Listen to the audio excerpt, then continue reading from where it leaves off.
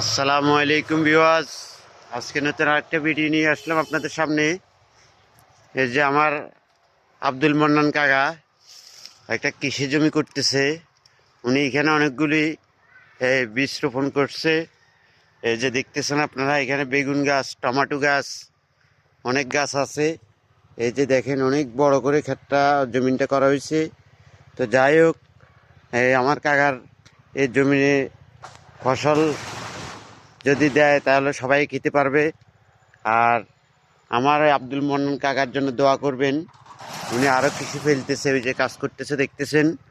ওনার কাজের একটা এই যে দেখাইতেছে আপনাদেরকে। উনি এখানে প্রথম এই যে প্রথম মাটিটারে নরম করছে, এরপরে এখানে শালি মারছে কোনো পোকামাকড় যাতে আঘাত না করতে পারে।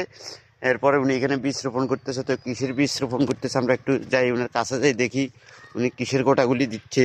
তো যাই হোক, আমার কাকার জন্য দোয়া করবেন যাতে উনি বেশি বেশি করে শাকসবজির বাগান করতে পারে আর জনস্বার্থে উনি কাজ করতে পারে। এই যে এখানে আপনার এই যে কুমড়ার চারা আর আপনার কদুর বীজ রোপণ করতেছে, এখন এখানে রোপণ করবে। এই যে উনি রোপণ করতেছে। তো যাই হোক ভিউয়ার্স, সবাই ওনার জন্য দোয়া করবেন, পাশাপাশি আমার জন্য দোয়া করবেন। আর আমার ভিডিওটা বেশি বেশি করে লাইক কমেন্ট শেয়ার করবেন, আপনাদের কাছে আমার এটাই অনুরোধ।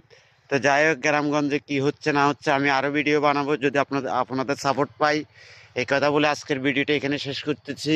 সবাই আমার জন্য দোয়া করবেন। আসসালামু আলাইকুম।